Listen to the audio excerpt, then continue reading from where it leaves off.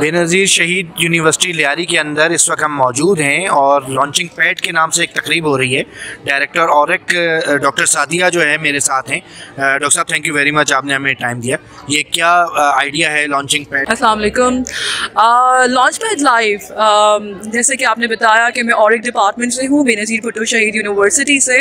तो ये हमारा एक कॉन्सेप्ट है कि किस तरह से बच्चों के प्रोजेक्ट्स, जैसे कि डिफरेंट डिपार्टमेंट के प्रोजेक्ट्स हैं, लेट्स से एंटरप्रेन्योरशिप के प्रोजेक्ट्स, बिजनेस एडमिनिस्ट्रेशन डिपार्टमेंट के, उसके अलावा कॉमर्स के, मीडिया साइंसेस के, एजुकेशन, फार्मेसी, क्योंकि हमारे पास ह्यूज फैकल्टी है।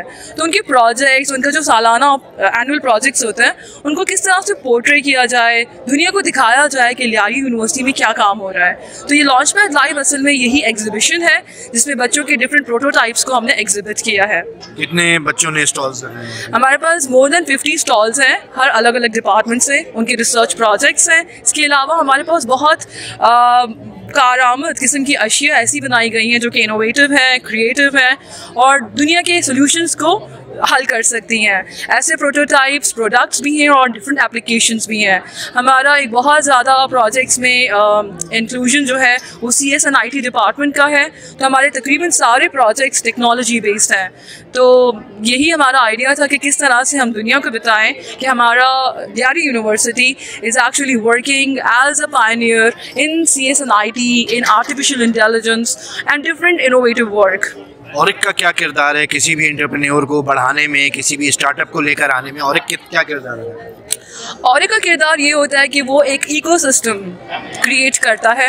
जैसे कि हमारे बच्चे जब आइडिया लेके आते हैं तो हमारे मेंटोर्स और कोच जो कि ऑरिक डिपार्टमेंट से होते हैं, वो उनको असेस करते हैं, उनकी फीजिबिलिटी चेक करते हैं। अगर वो आइडिया कारआमद है, काम आ सकता है या उसमें और इम्प्रूवमेंट्स आ सकती हैं, तो मेंटोर्स और कोचेज़ उनको हेल्प करते हैं कि किस तरह से उसको रिफ़ाइन किया जाए। उसके बाद एक सवाल आता है कि इस प्रोडक्ट आइडिया को एक अमली सूरत में कैसे लेके आएँ। तो उसके लिए प्रैक्टिकलिटी के लिए हमें फ़ंड्स की ज़रूरत होती है। हमें उसके अलावा मेंटोरशिप के अलावा कुछ और रिसोर्सेज जैसे कि लोगों के मशवरों से and with the help of the coaches, ये सारी चीज़ें हमें प्रोवाइड करता है ऑरिक अगेन। और उस मेन रॉ आइडिया को किस सूरत, प्रैक्टिकल सूरत में लेके आया जाए, this is all provided by the Auric.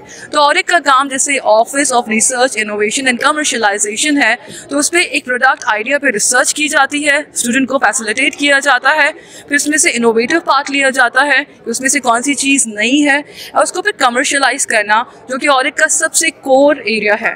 Commercialise करने का मतलब है कि किस तरह से वो प्रोडक्ट मार्केट तक पहुँचे।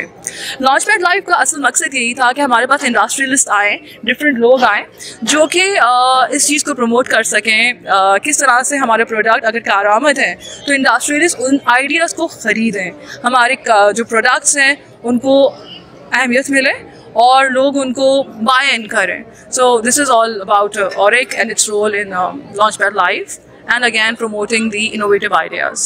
Thank you very much. Thank you very much.